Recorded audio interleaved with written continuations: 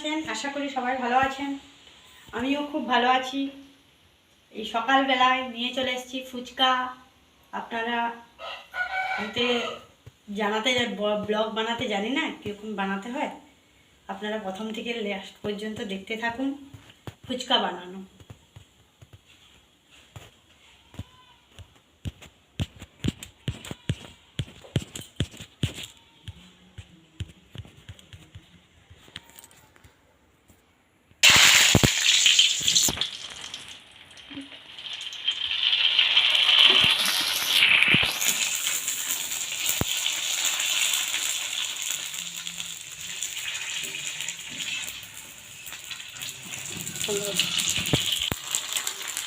আমি এখন ফুচকা ভাজতেছি, আপনারা দেখুন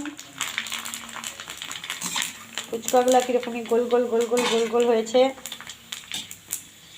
দারুণ ফুলেছে।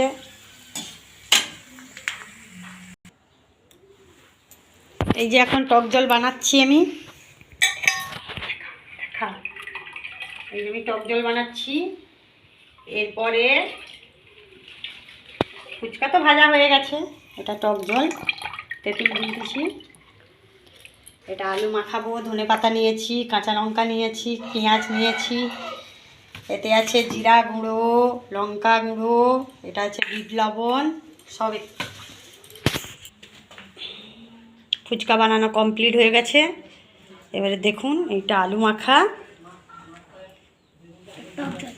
এটা টক জল, এটা ফুচকা। ফুচকাগুলো কি সুন্দর ফুলেছে দেখুন, একটাও তবড়াই। আর এইটা এইবারে ফুচকার টেস্ট করব। ফুচকা বানানো হয়ে গেছে, এবারে ফুচকা খাওয়া হবে। এবারে আমি ফুচকাটা আলু মাখা দিলাম, টক জলে দিলাম, দেখা। এবার আমি একটা খাবো, দেখাবি হ্যাঁ আমাদেরকে, দেখতে পাচ্ছ?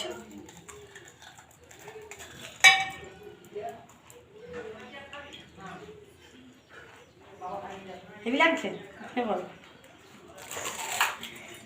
হেভি হেভি টেস্ট হয়েছে। বলো আমি কি করবো? প্লিজ চ্যানেলটিকে সাবস্ক্রাইব করুন যদি ভালো লেগে থাকে। আপনারা বাড়িতে ফুচকা বানিয়ে খেতে পারেন। টাটা।